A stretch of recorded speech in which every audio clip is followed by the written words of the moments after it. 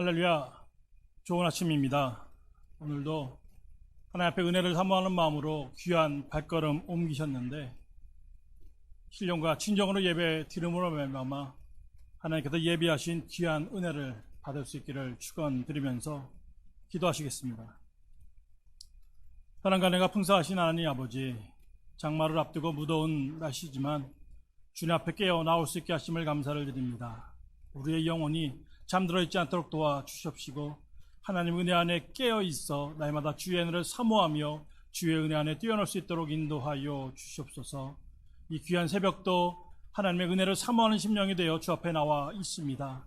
하나님 우리의 심령을 어루만져 주시옵시고 주님과 귀한 은혜의 교통을 할 수 있도록 인도하여 주시옵소서. 모든 것에 감사하며 예수 그리스도 이름으로 기도합나이다. 아멘. 오늘 은혜 받으실 말씀은 요한복음 8장 1절부터 11절까지의 말씀입니다. 다 각각 집으로 돌아가고 예수는 감람산으로 가시니라. 아침에 다시 성전으로 들어오시니 백성이 다 나오는지라. 앉으사 그들을 가르치시더니 서기관과 바리새인들이 음행 중에 잡힌 여자를 끌고 와서 가운데 세우고 예수께 말하되 선생이여, 이 여자가 간음하다가 현장에서 잡혔나이다.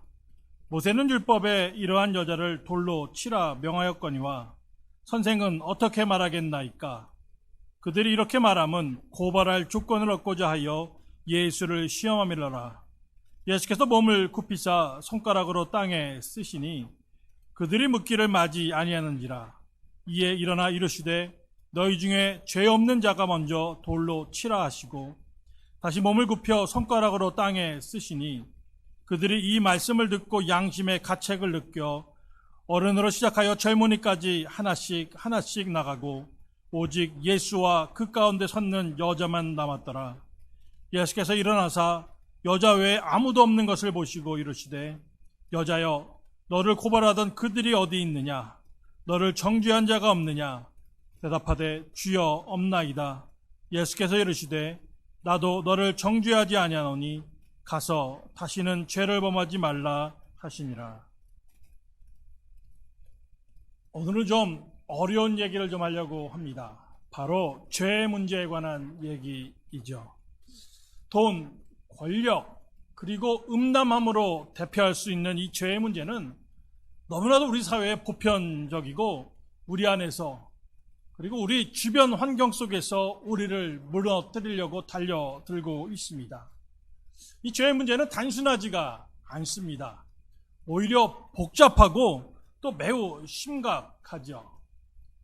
이 죄의 문제가 심각한 이유는 이 죄가 단순히 누군가에게 피해를 주거나 사회 질서를 어지럽히기 때문만은 아닙니다.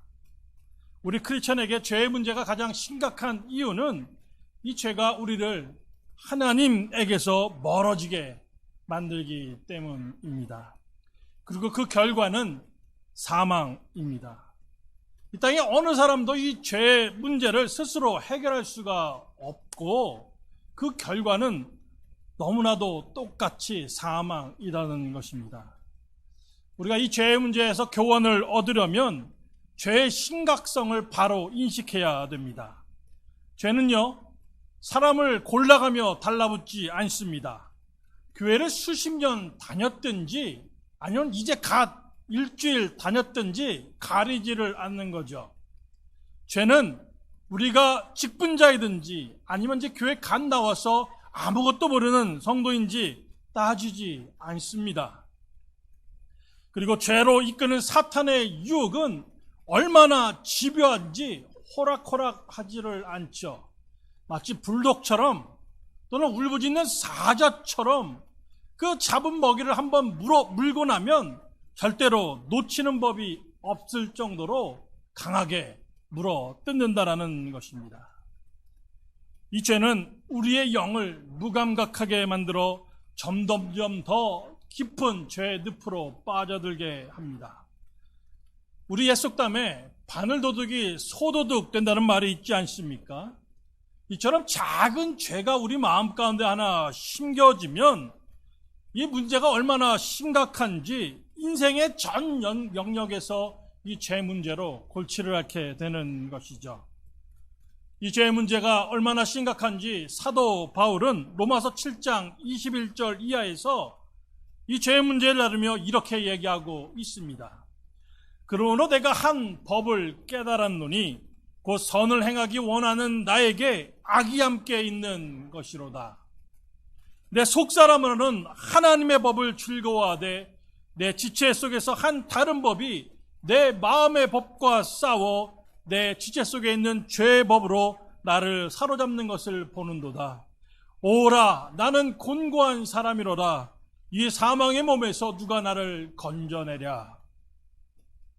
여러분, 사도 바울조차도 이 죄 문제가 얼마나 심각한지 이 죄에 대해서 얘기하면서 오호라, 나는 곤고한 자로라.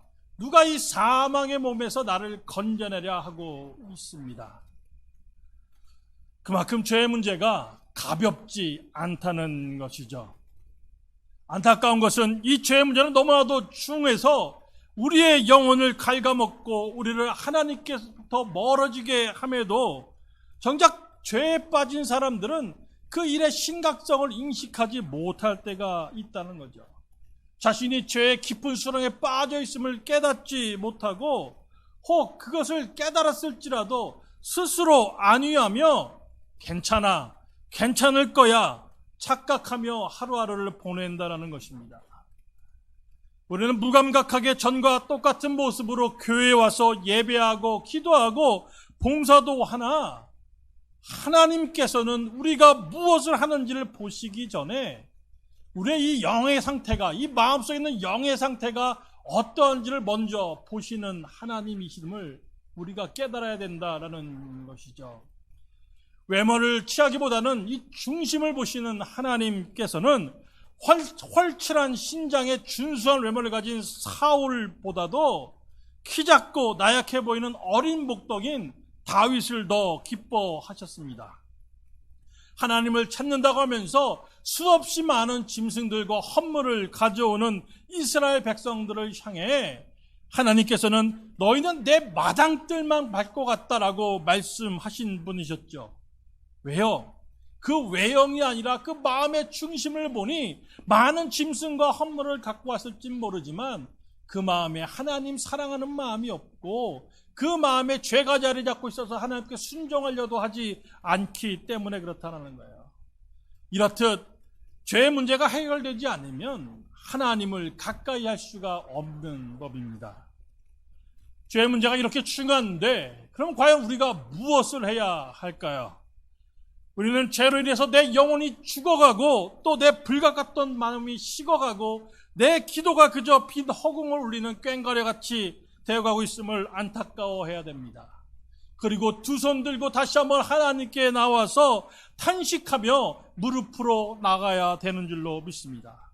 그래서 죄의 문제로 오호라 나는 곤고한 자로다 외쳤던 사도 바울은 로마서 8장 1절과 2절에서 이 곤고한 죄의 문제를 어떻게 해결할 수 있는지 그 방법을 제시하고 있는데 이와 같습니다. 그러므로 이제 그리스도 예수 안에 있는 자에게는 결코 정죄함이 없나니 이는 그리스도 예수 안에 있는 생명의 성령의 법이 죄와 사망의 법에서 너를 해방하였음이라. 사도 바울이 말하는 바는 뭡니까? 죄의 문제가 아무리 중하고 심각할지라도 그 해결책이 있는데 그 해결책은 바로 오직 예수 그리스도께로 나오는 것이다라는 것입니다. 고치질 못해서 반복적으로 행하던 그 고질적인 죄의 문제를 예수님 밖에는 해결하실 분이 없다라는 것입니다. 예수의 이름으로 회개하고 성령으로 내 마음을 채워야 되는 것입니다. 그래야 내 영을 다시금 소생케 되고 나의 기도가 다시 한번 살아나고 나의 삶이 변화되는 것을 경험하게 된다라는 것이죠. 오늘 본문을 보십시오. 서기관과 바리새인들이 간음을 하다가 현장에서 잡힌 여인을 붙잡아 왔습니다. 근데 우리가 여기서 살펴보아야 될 것이 있는데 과연 누가 죄인이냐라는 것입니다. 간음하다 현장에서 잡혀온 여인, 이 여인은 분명 죄인입니다. 왜냐하면 모세의 율법은 간음을 금하고 있기 때문에 그렇습니다. 율법을 어겼으니 이 여인은 죄를 지은 것입니다. 근데 서기관과 바리새인들은 어떠냐라는 것입니다. 그들이 자신이 의롭기에 이 여인을 예수께로 끌고 온 것일까요? 그렇지 않죠. 복음서를 보면 예수님께서는 자주 이 서기관과 바리새인들의 외식함을 나무라셨습니다. 겉은 신앙인의 모습을 하고 있고 겉은 종교 지도자의 모습을 하고 있으나 속으로는 위선을 행하는 자들이 바로 이 당시의 서기관과 바리새인들이었습니다. 오늘 읽으신 본문에서도 자신들은 마치 정의를 행하는 사람처럼 이 간음한 여인을 현장에서 붙잡아다가 예수께 끌고 왔는데 과연 그들의 행위가 정의로운 것일까라고 생각을 해보면 그렇지 않다는 것입니다. 오늘 본문 6절은 그들의 행위가 예수를 고발하고자 시험을 하고 있음을 분명히 밝히고 있습니다. 그들의 행위에 숨은 의도가 있는 것이죠. 만약 예수께서 간음하다 잡힌 여인을 죄인이라 해서 돌로 치라라고 명하면 그럼 당시 로마의 지배 아래 있던 이스라엘에는 사람을 죽일 권한이 없기에 예수를 로마법에서 살인 교사죄로 고발할 수 있을 것입니다. 또 반대로 간음한 여인이 죄가 없다라고 예수께서 얘기하면 아마 이 서기관과 바리새인들은 예수님이 모세의 율법을 어겼다 하여 예수님을 거짓 선지자로 간주할 것입니다. 그 율법은 거짓 선지자는 돌로 쳐 죽이게 되어 있죠. 예수를 모함하고자 이렇게도 예수를 올가매고 저렇게도 예수를 올가매려고 머리를 써서 지금 예수를 시험하고 있는 것입니다. 아마도 이 서기관과 바리새인들은 이런 일을 행하면서 마음에 생각하기를 안식일에도 병자를 고치고 자신을 하나님의 아들이라고 주장하는 이 예수가 모세의 율법을 어기는 것이 분명한데 자신들이 나서서 이 예수를 시험하고 올가매으로 말미암아 자신들이 그 모세의 율법을 수호한다고 여겼을 것입니다.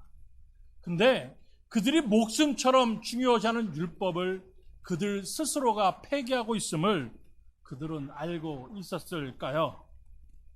그럼 신명기 22장 23절에서 24절을 보면요, 간음한 자들을 어떻게 처리해야 되는지에 대해서 잘 나타나 있습니다. 율법에 따르면 간음하다가 현장에서 붙잡힌 자들은 성문 밖으로 끌어내어 돌로 치되 간음한 죄를 범한 남자와 여자 모두를 그렇게 하라고 기록하고 있습니다. 근데 오늘 이 서기관과 바리새인들은 그 간음한 여인을 발견한 즉시 돌로 치지 않았을 뿐더러 지금 남자는 어디 갔는지 모르고 여인만 붙잡아다가 단지 예수를 시험하고 있는데 이용하고 있는 것이죠. 상황이 그렇다면 이제 누가 죄인이냐라는 것입니다. 간음한 여인만 죄인입니까? 그렇지 않죠. 율법을 자기 멋대로 자기 입맛대로 이용해 먹고 있는 이 서기관과 바리새인도 율법을 어겼기에 분명 이들도 죄인이다라는 것입니다. 율법을 자기 마음대로 이용하면서 교묘히 어기고 있다라는 것입니다. 이런 서기관과 바리새인들에게 예수님께서는 너희 중에 죄 없는 자가 먼저 돌로 치라라고 말씀하셨습니다. 이 예수님의 말씀을 듣고도 스스로 나는 죄가 없다라고 외치면서 돌을 들어 여인에게 던질 사람이 있을까요? 만약 일말의 양심이라도 남아있다면 돌을 던질 수가 없는 것이죠. 왜냐하면 하나님 앞에서 죄인 아닌 자가 없기 때문에 그렇습니다. 요한 1서 1장 8절 이하에 보면 우리가 너무나 잘 아는 말씀이 있죠. 만일 우리가 죄가 없다고 말하면 스스로 속이고 또 진리가 우리 속에 있지 아니할 것이요, 만일 우리가 우리 죄를 자백하면 그는 미쁘시고 의로우사 우리 죄를 사하시며 우리를 모든 불의에서 깨끗게 하실 것이요, 만일 우리가 범죄하지 아니하였다면 하나님을 거짓말하는 자로 만드는 것이니 또한 그의 말씀이 우리 속에 있지 아니하리라. 우리는 모두 죄인이다라는 거예요. 죄인 아니다 하면 그 순간부터 하나님을 거짓말하는 자로 만들고 있다라고 지금 요한 사도는 얘기하고 있는 것이죠. 우리는 모두 다 죄인입니다. 그리고 하나님의 은혜와 용서 없이는, 십자가의 그 피 흘리심이 없이는 구원받을 수 없는 사람들입니다. 예수님의 음성을 들어보십시오. 11절에 나도 너를 정죄하지 아니하노니 가서 다시는 죄를 범하지 말라라고 예수님 말씀하고 계십니다. 예수님은 죄가 없으신 분입니다. 만약 이 땅에서 누구 하나 이 간음한 여인을 정죄할 수 있는 사람이 있다면 바로 예수님이실 것입니다. 그런데 오늘 성경은 예수님조차도 이 여인을 정죄하지 않으셨습니다. 왜냐하면 예수님께서 이 땅에 오신 이유가 정죄함이 아닌 잃어버린 양을 찾아 구원하기 위함이기 때문입니다. 그렇게 하기 위해서 예수님은 그 스스로 십자가에 달려 자기 목숨을 내어주시고 그 피로 말미암아 사람들을 구원시키고자 하시기 때문에 그렇습니다. 그렇게 예수 안에는 결코 정죄함이 없는 것이죠. 예수님께서 그러한 사랑으로 간음한 여인을 용서하셨듯이 저와 성도님들의 죄도 용서하셨습니다. 그리고 예수님의 용서는 죄와의 완전한 단절을 요구하죠. 다시는 죄를 범치 않겠다는 믿음의 결단과 더불어 예수님을 확고히 붙드는 그 자세가 필요합니다. 죄에 대하여, 이 죄 문제에 대해서 설교를 하면 어떤 분들은 월요일부터 한 주간 지내면서 직장에 가고 주말에는 속회 예배도 드리고 주일에는 교회 와서 예배도 드리고 봉사도 하고 헌물도 드리고 반복되는 이러한 삶 가운데 과연 내가 무슨 죄를 짓는 것이 있을까라고 생각하는 분이 있는데, 제가 말씀드리고 싶은 것은 죄가 있음을 깨닫지 못하는 것도 죄다라는 거죠. 왜요? 성경에서 모두가 죄인이라고 얘기했기 때문에 그렇습니다. 하나님과 깨어진 관계를 회복하고자 주님 앞에 나오지 못하는 것도 죄입니다. 왜냐하면 교만이 그 속에 자리 잡고 있기 때문에 하나님 없이도 살 수 있다 생각하니까 하나님께로 나오지 않는 것 아닙니까? 또 성경은 하나님보다 더 사랑하는 것이 있다면 그것이 곧 우상숭배라고 했는데, 우상숭배는 죄이지 않습니까? 하나님보다 더 마음에 두고 신경 쓰고 관심 갖고 있는 것이 있다면 그게 곧 죄가 된다는 거예요. 돈을 사랑함이 일만하게 뿌리가 된다고 했습니다. 세상의 권력이나 세상이 주는 쾌락을 사랑하면 하나님이 눈에 보일 리가 없으니 그것도 죄입니다. 때로는 자녀를 지극히 사랑한다고 하는 것이 자녀가 우상처럼 되어 죄를 범할 때가 있습니다. 대학 입시를 준비하는 고3이 되면 대학이라는 이 목표를 이루고자 자녀에게 신앙생활쯤은 1년쯤 접어두어도 된다. 어쩌면 그것도 사탄이 주는 마음이 아닐까요? 기도하지 않는 것, 하나님 없이도 살 수 있다는 교만 때문이니 그것도 문제가 있다 싶습니다. 이런 마음이 들 때마다 우리는 더욱 주님께 매어 달려야 될 줄로 믿습니다. 귀신 들린 아들을 위해 예수님께 나의 믿음 없음을 도와주소서라고 외쳤던 어느 아버지의 그 외침이 또한 우리의 외침이 되어야 될 줄로 믿습니다. 죄의 유혹 가운데 흘리는 자신을 발견한다면, 하나님께 온전히 나오지 못하는 자신을 발견한다면 주여 우리의 믿음 없음을 도와주소서라고 외치면서 다시금 마음을 다잡고 주의 은혜 앞에 머리를 숙여야 될 줄로 믿습니다. 그러면 주님의 은혜 안에서 죄의 문제를 해결할 수가 있습니다. 하나님의 용서를 경험하실 수가 있다는 것이죠. 그러한 은혜를 날마다 경험할 수 있기를 축원드립니다. 죄의 유혹 그 가운데 거하지 마시고 단호히 주의 은혜로 끊고 승리하는 하루하루가 되시기를 주의 이름으로 또한 축원드리겠습니다. 함께 기도하기 원합니다. 끝날 듯 끝나지 않는 코로나19로부터 하나님이 우리를 지켜달라고 위해서 기도해 주셨으면 좋겠습니다. 속히 치료제와 백신이 개발될 수 있도록 또한 기도해 주시고, 우리 교회 가운데 환우들 또 연락하신 분들이 많이 있는데 그분들의 건강과 안전을 위해서 기도해 주시기 바랍니다. 또 우리 사랑하는 동대문 교회가 하나님의 은혜 안에 복음과 빛된 사명을 감당할 수 있는 교회로 될 수 있도록 위해서 기도해 주시기 바랍니다. 제가 기도하고 각자 기도하시다가 돌아가시겠습니다. 사랑과 은혜가 풍성하신 하나님 아버지, 예수를 믿는다고 하면서도 언뜻 달려드는 그 죄의 유혹 가운데 저희를 흔들리고 있지는 않은지요. 다시금 주의 은혜를 붙잡게 놓아 주시옵시고 다시금 마음을 다잡고 주님 앞에 나올 수 있도록 인도하여 주시옵소서. 주님, 이 새벽에도 하나님의 은혜만을 사모하는 마음을 갖고자 주 앞에 나왔습니다. 이제 말씀 듣고 그 말씀을 듣고 기도할 때 하나님 더럽고 추악한 것들은 우리에게도 떠나가게 하여 주시옵시고 온전히 주의 충만한 은혜로만 우리의 심령을 채워 주시옵소서. 모든 것에 감사하며 예수 그리스도의 이름으로 기도합나이다.